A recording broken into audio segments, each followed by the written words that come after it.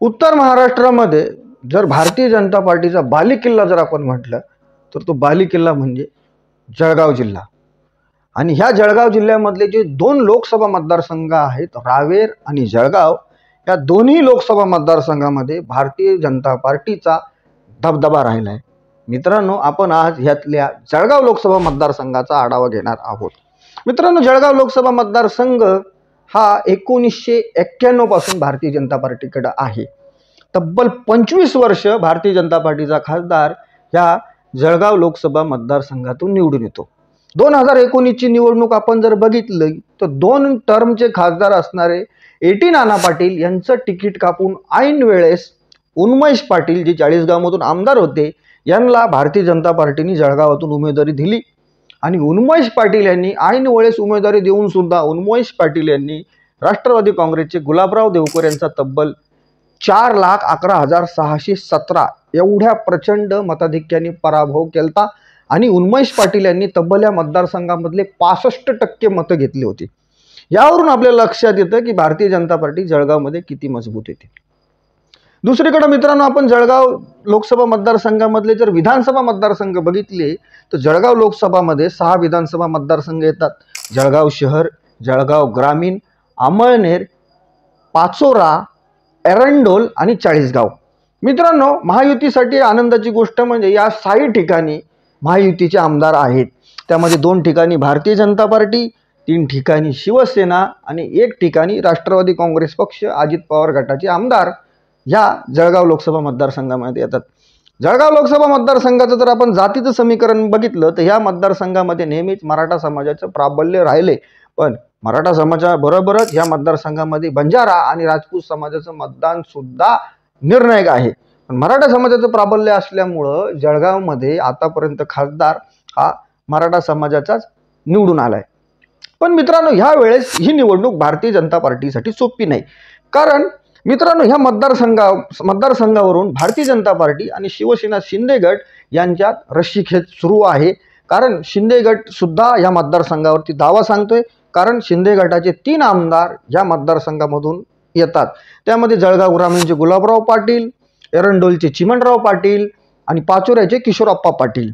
त्यामुळे शिंदे गट सुद्धा या जळगाव लोकसभा मतदारसंघावरती आपला दावा सांगतोय। पण भारतीय जनता पार्टी जळगाव लोकसभा मतदारसंघ सोडायला तयार नाही। मित्रांनो, आपण जर दुसरीकडे बघितलं, जे सध्या जळगाव लोकसभा मतदारसंघाचे खासदार आहेत उन्मेष पाटील यांची तिकीट कापण्याची शक्यता भारतीय जनता पार्टीकडून आहे। कारण भाजपने याआधी सुद्धा 2 वेळेचे खासदार असणारे एटी नाना पाटील यांचं तिकीट सुद्धा भारतीय जनता पार्टीने जळगावच्या 2019च्या निवडणुकीमध्ये कापलं होतं। मित्रांनो, जळगावमधून भाजपकडून 2 नावं खूप चर्चेत आहे। त्यामध्ये प्रसिद्ध वकील उज्ज्वल निकम आणि त्याचबरोबर चाळीसगावचे युवा आमदार मंगे चव्हाण, या 2 नावांच्या भारतीय जनता पार्टीच्या गोटामध्ये चर्चा आहे। पण लोकसभा निवडणूक ज्यावेळेस तिकीट जाहीर होईल त्यावेळेस आपल्या लक्षात येईल की उन्मेष पाटील पुन्हा निवडणूक लढतील का त्यांचं तिकीट बदलून उज्ज्वल निकम किंवा मंगे चव्हाण यांना भारतीय जनता पार्टी जळगावमधून मैदानामध्ये उतरवेल। मित्रांनो, हे जळगाव लोकसभा मतदारसंघामध्ये 2 नेत्यांची भूमिका अत्यंत निर्णायक आहे। त्यामध्ये गिरीश महाजन भाजपचे आणि राष्ट्रवादी शरद पवार गटाचे एकनाथ खडसे, या 2 नेत्यांची भूमिका जळगाव आणि रावेर या दोन्ही लोकसभा मतदारसंघामध्ये अत्यंत महत्त्वाची राहिली आहे इथून मागच्या निवडणुकीमध्ये। आणि दुसरीकडे जर आपण महाविकास आघाडीचं बघितलं तर महाविकास आघाडी सुद्धा ह्या मतदारसंघामध्ये शड्डू ठोकलाय। आणि महाविकास आघाडीच्या मागच्या काही दिवसांमध्ये जळगावमध्ये सभा झाल्या शरद पवार साहेबांच्या आणि उद्धव ठाकरेजींच्या।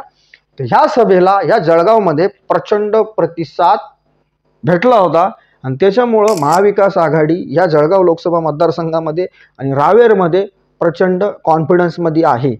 जर आपण महाविकास आघाडीच्या जर उमेदवाराच्या बद्दल जर बोललो तर काँग्रेसकडून प्रतिभा शिंदे, उल्हास पाटील जे काँग्रेसचे प्रदेश उपाध्यक्ष सुद्धा आहेत, त्याचबरोबर राष्ट्रवादीकडून गुलाबराव देवकर हे इच्छुक आहेत।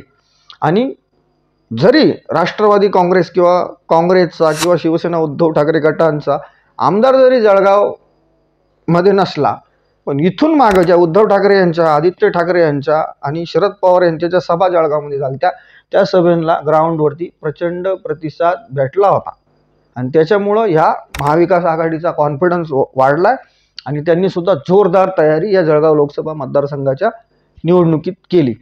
मित्रांनो, जळगाव लोकसभा मतदारसंघामध्ये जो शेतकरी आहे तो शेतकरी भारतीय जनता पार्टीवरती थोडासा नाराज दिसते. कारण जळगाव जिल्ह्यामध्ये सगळ्यात महत्त्वाचा प्रश्न आहे तो म्हणजे पीक विम्याचा. पीक विमा भरपाई, नुकसान भरपाई जी आहे ना ती वेळेवर न भेटणं हा सुद्धा मोठा मुद्दा आहे आणि याचा फटका भारतीय जनता पार्टीला निवडणुकीमध्ये भेटू शकतो. त्याचबरोबर जळगावमध्ये दुसरा एक महत्त्वाचा मुद्दा म्हणजे कापसाला भाव नसणं. या कापसाच्या भावावरून सुद्धा भारतीय जनता पार्टीवरती स्थानिक शेतकरी भारतीय जनता पार्टीच्या केंद्र सरकारवरती आणि सध्याच्या महायुतीच्या सरकारवरती नाराज आहेत आणि याचा फटका सुद्धा भारतीय जनता पार्टीला येणाऱ्या जळगावच्या लोकसभा निवडणुकीमध्ये बसू शकतो. पण मित्रांनो, जर आपण पारंपरिक जर बघितलं तर भारतीय जनता पार्टी 91 पासून मधले 1 वर्ष सोडता जळगाव लोकसभा मतदारसंघ ते जिंकत आलेत आणि गेल्या वेळेस त्यांनी 2019ला तब्बल 65% मताधिक्य ह्या जळगाव लोकसभा मतदारसंघामधून घेतलं होतं. पण मित्रांनो, ह्या वेळेची निवडणूक भाजपासाठी सोपी नाही. मित्रांनो, जळगाव लोकसभा मतदारसंघाचा जो अभेद्य भाजपाचा जो गड आहे हा अभेद्य गड महाविकास आघाडी ह्या वेळेस हलवणार का भारतीय जनता पार्टी आपला किल्ला अभेद्य ठेवणार ही येणारी निवडणूकच आपल्याला सांगेल.